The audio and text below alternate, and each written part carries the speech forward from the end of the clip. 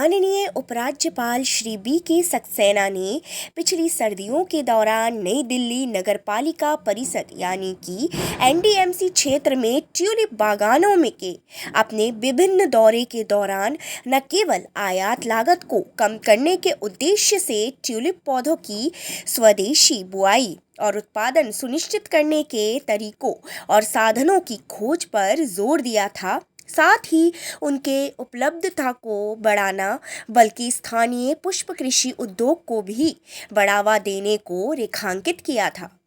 माननीय उपराज्यपाल के दृष्टिकोण के आधार पर एनडीएमसी ने अप्रैल 2023 में भारत में अपनी तरह की पहली एक इकाई ट्यूलिप ग्रोथ कम स्टोरेज चैम्बर की स्थापना की है।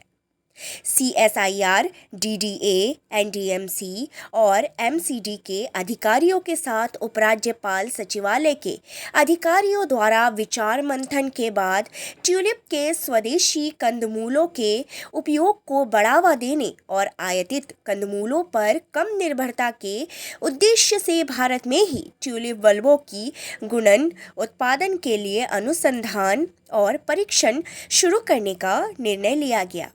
हर साल आयातित होने वाले ट्यूलिप बल्बों के गुणन उत्पादन के लिए भारत में ही अनुसंधान और परीक्षण शुरू करने का निर्णय लिया गया, जिसका उद्देश्य स्वदेशी कंदमूलों के उपयोग को बढ़ावा देना और इसके बाद हर साल आयातित होने वाले आयातित बल्बों पर निर्भरता को कम करना है।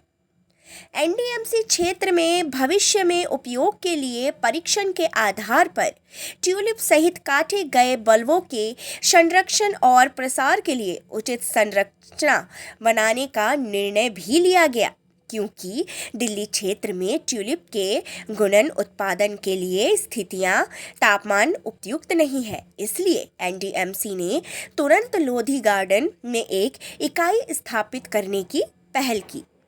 इस बीच एनडीएमसी ने 52,000 ट्यूलिप बल्बों के हस्तांतरण के लिए CSIR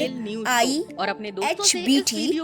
पालमपुर के साथ एक समझौता भी किया, जिन्हें एनडीएमसी क्षेत्र से आगे बढ़ाने के लिए रोका गया था और अनुमोदित शर्तों के अनुसार एनडीएमसी क्षेत्र नई दिल्ली में उगाने के लिए एनडीएमसी में वापस लौटा दिया गया था।